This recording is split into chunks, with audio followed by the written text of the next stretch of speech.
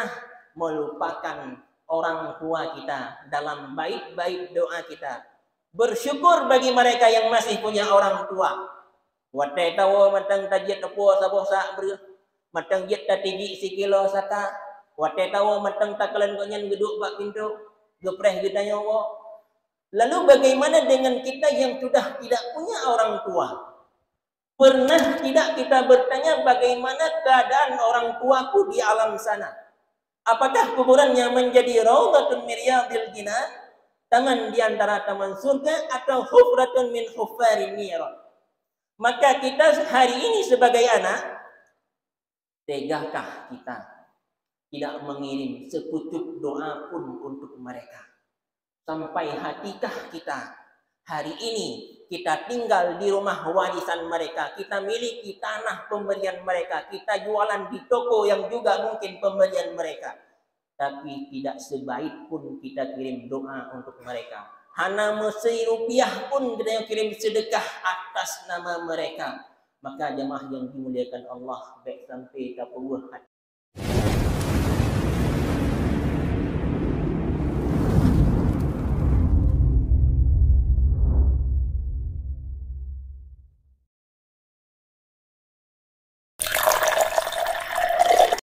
Assalamualaikum warahmatullahi wabarakatuh.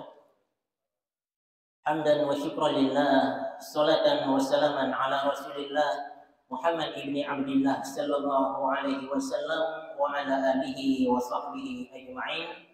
Subhanaka la ilma lana illa ma 'allamtana innaka antal alimul hakim. Wa rabbi shrah li sadri wa yassir li amri wa hlul 'uqdatam min lisani yafqahu qawli, amma ba'du.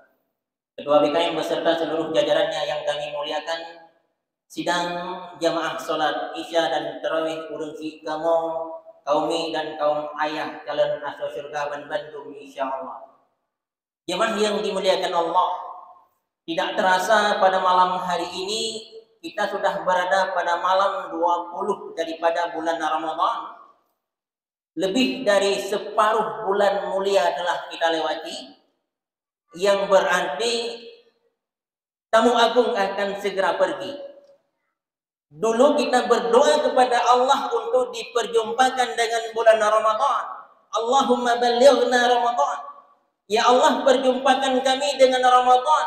Ya Allah, panjangkan umur kami untuk beribadah di bulan Ramadan. Ya Allah, sehatkanlah kami untuk berjumpa dengan Ramadan. Seraya kita berjanji, kalau engkau panjangkan umurku berjumpa dengan Ramadan, akan aku tingkatkan amalan, akan aku tingkatkan ketakwaan dan keimanan. Malam ini Ramadan akan segera pergi dan ternyata keadaan kita belum banyak perubahan.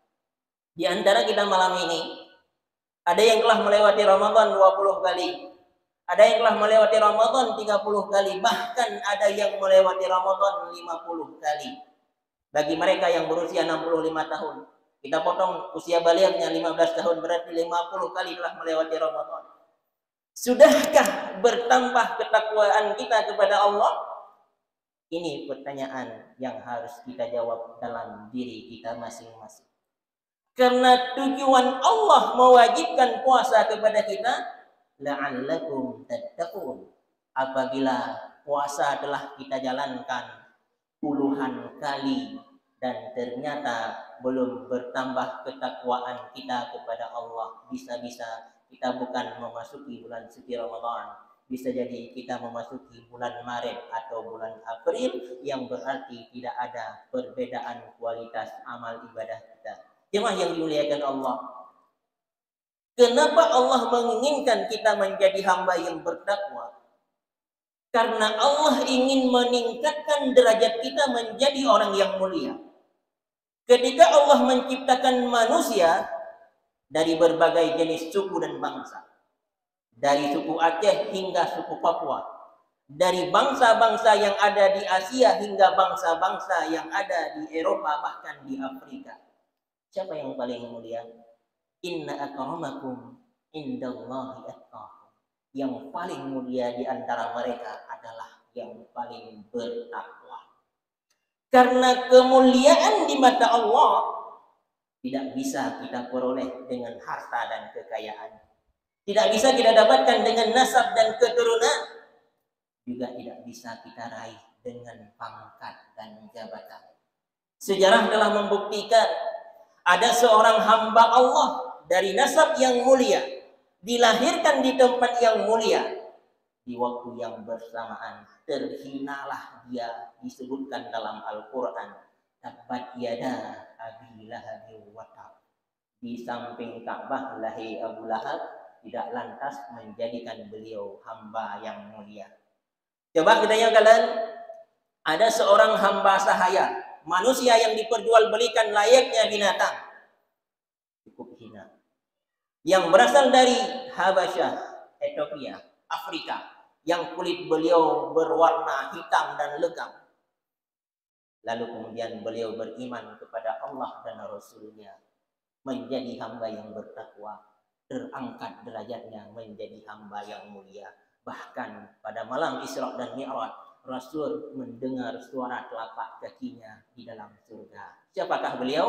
Beliau adalah muazzinnya Rasulullah Sallallahu Alaihi Wasallam, orang yang pertama mengumandangkan suara langit di muka bumi. Oke, jemaah yang dimuliakan Allah, siapapun kita hari ini, bagaimanapun kondisi ekonomi kita hari ini, kalau ingin dipandang mulia oleh Allah, lebih-lebih di bulan suci Ramadan, kita harus menjadi orang-orang yang bertakwa. Dan ini tujuan Allah, menjadikan puasa, menjadikan mereka-mereka yang bertakwa supaya kita menjadi hamba yang mulia. Yang pertama. Yang kedua, Allah menyuruh kita menjadi hamba yang bertakwa karena ketika Allah sudah menciptakan surga yang luasnya seluas langit dan seluas bumi, Allah mengatakan uiddat lil muttaqin.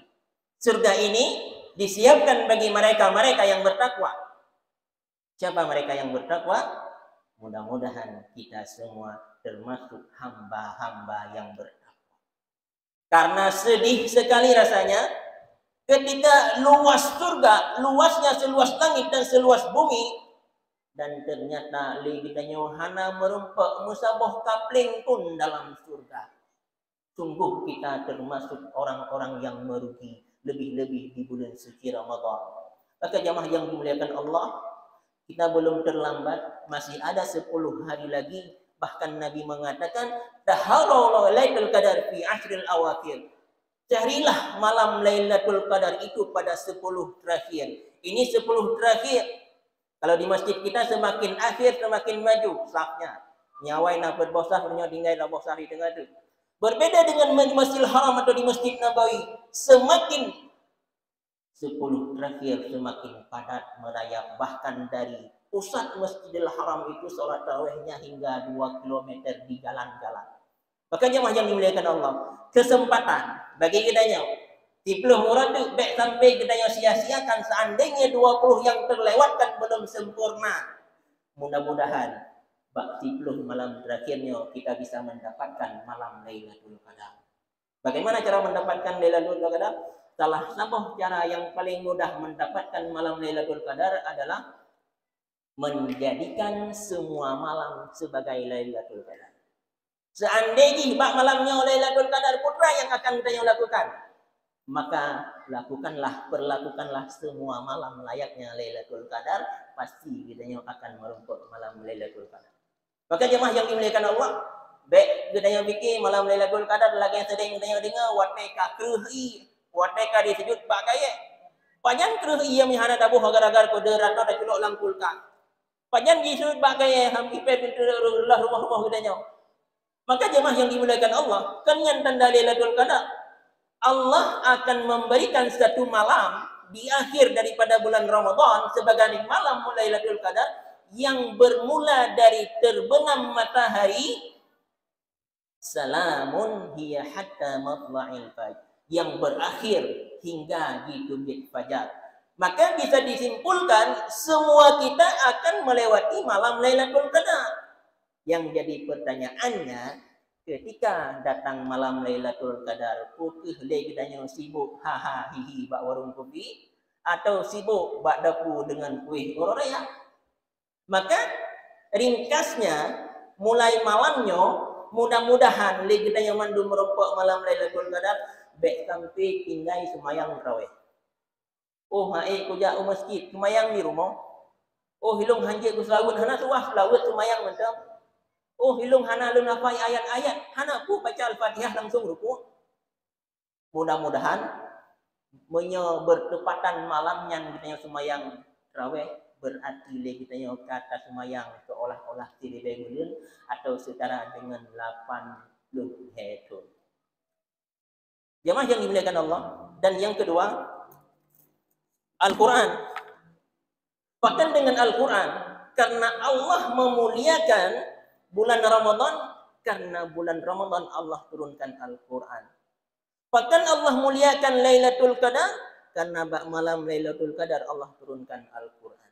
Maka bisa dikatakan segala sesuatu yang berhubungan dengan Al-Quran akan menjadi mulia. Diturunkan di Mekah, di Madinah, yang dulunya tempat terjadi angkara murka. Hari ini Mekah, Madinah berubah menjadi tempat yang paling suci di muka bumi. Diturunkan oleh malaikat Jibril, maka jadilah malaikat Jibril malaikat yang paling mulia. Diturunkan kepada Nabi kita Muhammad sallallahu alaihi wasallam, jadilah Nabi kita Nabi yang paling mulia di muka bumi. Diturunkan kepada kita umat Muhammad, kuntum khairu ummatin, kalian adalah sebaik-baik umat. Lalu bila kita ingin mulia di mata Allah, tidak lain dan tidak bukan khairukum man ta'allamal Qur'ana wa 'allamahu. Buat Al-Quran dan ubud Al-Quran. Maka bak malam 10 terakhirnya usahakan minimal si malam si juz, si juz, si tengah juz. Si tengah juz satu halaman. Satu halaman 30 buah ayat dah baca dumna sibuk budanya. Maka jemaah yang dimuliakan Allah, mungkin yang pegah hilung hang baca Al-Quran, anak lu gaklah tajuh ya bermalai ku dengan mesantek-santek. Yo Al-Quran pernah menglangkama, baca langkama. Maka orang-orang yang membaca Al-Quran dan mereka mesantek-santek merumput 2 buah pahala. Pahala baca Al-Quran dan pahala mesantek-santek. Maka jemaah yang dimuliakan Allah, sebegitu mulianya Al-Quran dan sebegitu inginnya Allah memuliakan kita dengan Al-Quran. Seandainya bak malamnya kita baca satu halaman Al-Quran bertepatan dengan malam Lailatul Qadar, maka sungguh bahagianya kita. Dan yang ketiga, yang sampai kita dua bak malam 10 terakhirnya adalah kita memperbanyak istighfar. Mohon ampun kepada Allah Subhanahu wa taala. Karena Rasul mengatakan, "Rawima anfurajulin." Celakalah. Siapa yang celaka? Man dakhala alaihi Ramadan, summan salakha wa lam yughfar lahu. Orang-orang yang memasuki bulan suci Ramadan dan Ramadan keluar sedangkan dia belum diampuni dosa-dosanya. Kalau di bulan Ramadan Allah belum mengampuni dosa-dosa kita, maka kapan lagi Allah akan mengampuni dosa-dosa kita? Dan waktu beristighfar yang paling mulia adalah wabil asharihum yastaghfirun. Beristighfar ketika sahur. Ibu-ibu yang di belakang ketika sedang tabun busahu atau tengah kebutuhan kuah, beristighfarlah sambil mengingat sungguh betapa banyak dosa kita. Rasulullah sallallahu alaihi wasallam orang yang telah dimaksumkan dari dosa, tidak memiliki dosa. Beliau beristighfar dalam sehari semalam 70 kali. Dalam satu riwayat disebutkan beliau beristighfar sehari semalam 100 kali. Lalu bagaimana dengan kita, makhluk akhir zaman yang bergelimang dosa? Kita berharap Allah mengampuni dosa kita padahal kita tidak pernah memohon ampun kepadanya. Bagaimana Allah mau mengampuni dosa-dosa kita? Dan yang terakhir, baik sampai kita dua, bak malam-malam mulianya adalah jangan sampai kita melupakan doa, memperbanyak doa. Bahkan Aisyah radhiyallahu anha pernah bertanya kepada Rasulullah sallallahu alaihi wasallam, "Ya Rasulullah, kalau seandainya saya mendapatkan malam Lailatul Qadar, apa yang saya ucapkan?"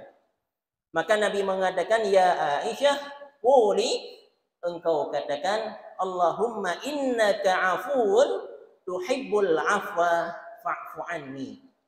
Allahumma innaka afuwun tuhibbul afwa fa'fu anni. Kita yang berdoa kepada Allah, semoga Allah mengampuni dosa-dosa kita. Juga jangan pernah melupakan orang tua kita dalam baik-baik doa kita. Bersyukur bagi mereka yang masih punya orang tua. Watai tahu matang tajit tepo sabo sak ber. Matang jet tatigi sikilo sata. Watai tahu matang takalan konyan geduk bak pintu.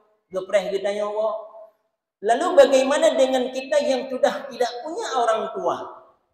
Pernah tidak kita bertanya bagaimana keadaan orang tuaku di alam sana? Apakah kuburannya menjadi raudhatun min riyadil jinan, taman di antara taman surga, atau hufratun min huffarin niran? Maka kita hari ini sebagai anak, tegakah kita tidak mengirim sepucuk doa pun untuk mereka? Sampai hatikah kita hari ini kita tinggal di rumah warisan mereka, kita miliki tanah pemberian mereka, kita jualan di toko yang juga mungkin pemberian mereka, tapi tidak sebaik pun kita kirim doa untuk mereka. Hana mesei rupiah pun kita kirim sedekah atas nama mereka. Maka jemaah yang dimuliakan Allah, baik sampai kapur hati urang syik kitanya lebih-lebih di bulan suci Ramadan, karena keadaan orang tua kita di alam sana bagaikan mereka yang tenggelam. Mereka sudah tidak bisa melakukan apa-apa. Yang mereka harapkan hanyalah kiriman doa dari anaknya. Yang mereka harapkan hanyalah kiriman sedekah dari anaknya. Maka baik sampai orang cik kitanya menjadi manusia yang paling merana hidupnya di alam barzah. Bahkan Nabi mengatakan, asyaddun nasi nadaban yaumal qiyamah.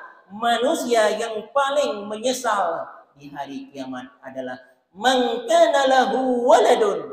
Mereka-mereka yang punya anak, walam yakum yusalli alaihi. Akan tetapi anak ini tidak pernah mendoakannya. Man kana lahu malun. Mereka-mereka yang memiliki harta, akan tetapi harta itu tidak pernah dikirim sebagai sedekah oleh anaknya. Jemaah yang dimuliakan Allah, seandainya dunia dan seisinya kita persembahkan untuk orang tua kita untuk membalas jasa-jasa mereka, niscaya tidak cukup untuk menebus satu tetes air mata yang keluar ketika mendoakan kita. Seandainya dunia dan seisinya kita persembahkan untuk membalas jasa-jasa orang tua kita, niscaya tidak cukup untuk menebus satu hentakan nafas yang keluar ketika melahirkan kita. Jemaah yang dimuliakan Allah, momentum Ramadan di akhir 10 ini kita gunakan sebaik-baik mungkin untuk menjadi hamba-hamba Allah yang bertakwa, hamba-hamba Allah yang diterima doa, hamba-hamba Allah yang diampunkan dosa-dosa kita. Maka ketika kita sudah menjadi hamba yang bertakwa, diterima doa-doa kita dan diampuni dosa-dosa kita, tidak ada tempat lain kecuali surga, dan itu yang kita inginkan. Amin ya rabbal alamin. Subhanakallahumma wa bihamdika asyhadu an la ilaha illa anta astaghfiruka wa atubu ilaika. Wa sallallahu ala sayyidina Muhammad wa ala alihi wa sahbihi ajma'in. Assalamualaikum warahmatullahi wabarakatuh.